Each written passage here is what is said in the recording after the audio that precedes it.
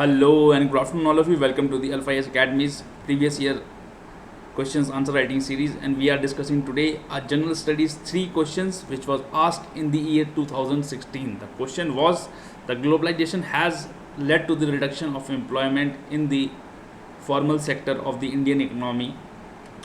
Is increased informalization detrimental to the development of the country? तो basically अपना 10 second rules, mark the keywords: globalisation, employment, informal sector and informalisation से क्या घाटा होता है economic development को इंडिया की या किसी भी कंट्री की। तो 10 हमें बेसिकली 2 पार्ट में इस क्वेश्चन को डील करना है कि एक तो ये कि क्या ग्लोबलाइजेशन से एम्प्लॉयमेंट रिड्यूस हुआ है फॉर्मल सेक्टर में, सिर्फ फॉर्मल सेक्टर में रिड्यूस हुआ है, क्योंकि ओवरऑल तो ये माना जाता है कि इंक्रीज़ होता है, और ये भी कॉन्ट्रास्ट ही एक टाइप का कि नॉर्मली माना जाता है कि फॉर्मल सेक्टर में ग्लोबलाइजेशन के बाद जो या इकोनॉमी खोलने के बाद जो फॉर्मल सेक्टर में जो होता है एम्प्लॉयमेंट बढ़ता है, बट ये कॉन्ट्रास्ट है कि नहीं बढ़ा है, इनफॉर्मल में बढ़ गया है, फॉर्मल से लोग हट गए हैं।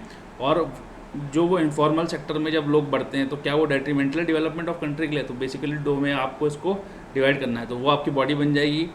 इंट्रोडक्शन में आप ग्लोबलाइजेशन को डिफाइन कर देंगे और क्या इम्पैक्ट है उसका लेबर फोर्स पे, फॉर्मल एंड इनफॉर्मल दोनों पे कर लेंगे। अगर आपको कोई डाटा आता है, याद है, तो यहाँ पे उसको डालना ना भूलना बहुत ज़रूरी है। कंक्लूजन में एक बढ़िया सा कंक्लूजन लिख लेना। तो बेसिकली आपको इसमें लास्ट जो कंक्लूड है वो आपको थोड़ा पॉजिटिव नोट पे वो करना है, ऐसे मतलब एकदम बिल्कुल नेगेटिव मत बोल देना ग्लोबलाइजेशन के बारे में कि ग्लोबलाइजेशन बहुत ख़राब है, बेकार के हमने इकोनॉमी खोल के, ऐसे नहीं होता है, ठीक है। तो आपको बेसिकली बैलेंस्ड आंसर देना है।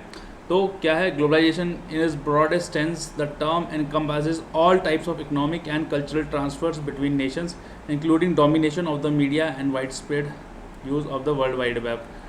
ये एक टाइप की डेफिनेशन है। इसके अलावा एन नंबर ऑफ डेफिनेशन अलग है ग्लोबलाइजेशन की, आपको जो अच्छा लगता है करें। ग्लोबलाइजेशन का मतलब होता है कि अपनी देश की अर्थव्यवस्था को या अपने देश को बेसिकली अर्थव्यवस्था या इकोनॉमिक सिस्टम को खोल देना और उसको इंटीग्रेट करना वर्ल्ड की इकोनॉमी के साथ, ठीक है। ये तो क्या ग्लोबलाइजेशन। अब इम्पैक्ट क्या है ग्लोबलाइजेशन का लेबर मार्केट पे? सीधा उस पर आ जाओ। तो क्या हुआ कि जैसे ग्लोबलाइजेशन हुई तो अब ग्लोबलाइजेशन में होता क्या है बेसिकली कि जो पब्लिक सेक्टर होता है या गवर्नमेंट की इन्वॉल्वमेंट होती है बिजनेस में, वो कम होती चली जाती है और प्राइवेट सेक्टर की बढ़ती है, ठीक है। Then the impact of globalisation on labour markets had re-emerged as an important policy issue. क्योंकि बात अब आगे हम आपको बताएंगे, खैर बताना पड़ रहा है, क्योंकि क्या बात हो गई इंडिया में कि जॉबलेस ग्रोथ की बात हो रही है कि ग्रोथ तो हो रही है लेकिन जॉब्स नहीं है, या कैपिटल इंटेंसिव ग्रोथ है।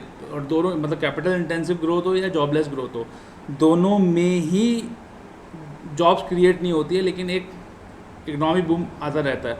अब ऐसा क्यों होता है, ये तो एक चिंता का विषय है या एक डिबेट का विषय है। Then reflecting the broader public debate about the interrelated concerns of downward pressures on wages increase job insecurity. क्योंकि क्या होता है कॉम्पिटिटिवनेस बढ़ती है तो लोगों को ज़्यादा काम करना पड़ता है, जो बेहतर परफॉर्म करता है वही आगे जाता है एक ओपन इकोनॉमी में, याद रखिएगा, ठीक है।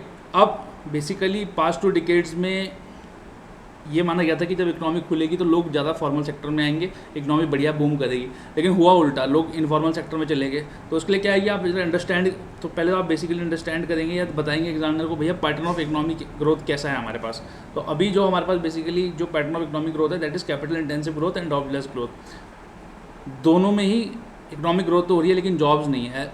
इसमें आप एक डाटा डाल देना कि एज पर national sample survey lack of quality and quantity jobs are major issues in India.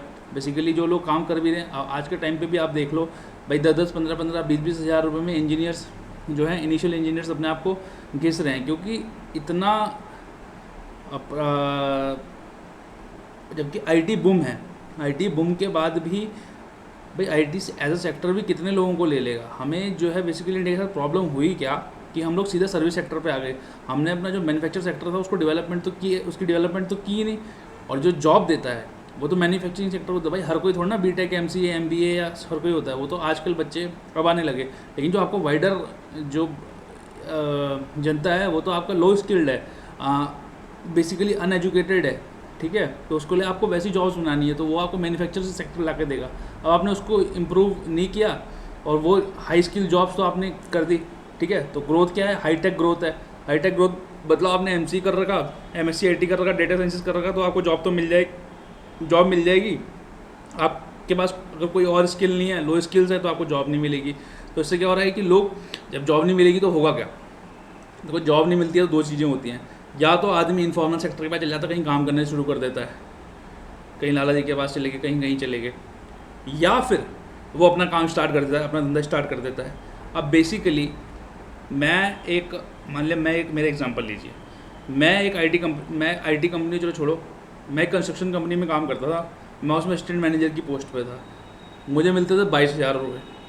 उस 22,000 में भी मैं टैक्स ब्रैकेट के तो बाहर था, लेकिन क्या था कि मेरी इनकम जो थी, मेरे को कुछ पैसे और कहीं से और भी आते थे, तो मेरी इनकम जो है वो टैक्सेबल इनकम में आ जाती थी। अब मैंने कहा चलो छोड़ो, मैं आया घर, मैंने घर के बाहर एक चाय का ठेला लगा लिया, ठीक है। अब चाय का ठेला जब मैंने लगाया, और जब मैंने चाय का ठेला लगाया तो हुआ क्या, अब ना तो मेरी जो इनकम है वो सरकार को कोई पता चलेगी, ठीक है ना। तो मेरा क्या हुआ, बेसिकली मैं एक इन्फॉर्मल सेक्टर में आ गया, मेरे इन्फॉर्मलाइजेशन बढ़ गया इकनॉमी का। भाई मैं पैसे ज़्यादा कमा रहा हूँ, लेकिन अब मैं सरकारी परव्यू से बाहर हूँ या गवर्नमेंट के परव्यू से बाहर आ गया, ठीक है। तो वो ये इसका नेगेटिव इम्पैक्ट है, ग्लोबलाइजेशन का ये नेगेटिव इम्पैक्ट है कि लोग जो हैं या तो कहीं इन्फॉर्मल सेक्टर में चले जाते हैं या सेल्फ एम्प्लॉयड हो जाते हैं। और बेसिकली इंडिया में जो सेल्फ एम्प्लॉयड कहा जाता है, किसी ने अपनी दुकान खोल ली, तो basically out of the purview है गवर्नमेंट के, जिससे क्या होता है हम आगे आपको बताएंगे। Then economic restructuring and economic crisis. भाई इकोनॉमिक रीस्ट्रक्चरिंग हुई 1992 में, प्राइवेट सेक्टर बढ़ा, जिसके पास बढ़िया स्किल्स थी वो अंदर, जिसके पास नहीं थी वो बाहर, ठीक है। अब global trade and investment pattern tend to privilege capital, जिसके पास पैसा है वो पैसा बनाएगा। ग्लोबल ट्रेड का तो सिंपल सा फंडा है, अगर जिसका पैसा नहीं है वो पैसा नहीं बना पाएगा, वो तो भैया बस 2 वक्त की रोटी जुगाड़ पाएगा। Then globalisation often leads to shift from secure self employment to more precarious self employment, ठीक है। सिक्योर सेल्फ एम्प्लॉयमेंट से more precarious self employment. Example देते हैं, आप घर की दुकान, आज से 10 साल पहले आप एक दुकान, घर के बाहर की आपके लाला जी की दुकान होगी, या एक कोई भाई साहब होंगे उनकी दुकान होगी, परचून की दुकान थी, ठीक है। उस टाइम पूरे एरिया में एक दुकान थी, सब उनके पास आते थे, सिक्योर थे वो, उनको पता था कि मेरा शाम तक 2,000-2,500 का गल्ला हो जाएगा। अब क्या हुआ कि वो छोटे छोटे तो बढ़ते चले गए ओवर द टाइम। अब आपके एरिया में एक कोई बड़ा बिग बाज़ार टाइप का प्लेयर आ गया, या रिलायंस पॉइंट टाइप का प्लेयर आ गया। क्या है, वहाँ पे आपको चीज़ भी सस्ती मिल रही है, आप एसी में शॉपिंग कर रहे हो, आपको ट्रॉली मिल रही है, आपको डिस्काउंट मिल रहा है, आपको कूपन्स मिल रहे हैं, और आपको बेहतर क्वालिटी भी मिल रही है। तो उससे क्या हुआ, अब लाला जी को या जो बेसिकली बाहर आपके परचून वाला था उसको क्या नुकसान हो गया, वो मोर कॉम्पिटिटिव हो गया। थोड़े दिनों बाद लग रहा है वो सस्टेन ही नहीं कर पा रहा है, तो वो बाहर चले जाएगा, वो इनफॉर्मल सेक्टर में चले जाएगा दोबारा, ठीक है। तो सिक्योर सेल्फ एम्प्लॉयमेंट से वो मोर प्रिकेरियस सेल्फ एम्प्लॉयमेंट में चला गया, ठीक है। और ये भी देखा गया है कि as more and more men enter the informal economy, women tend to be push to the lowest income end of the informal economy.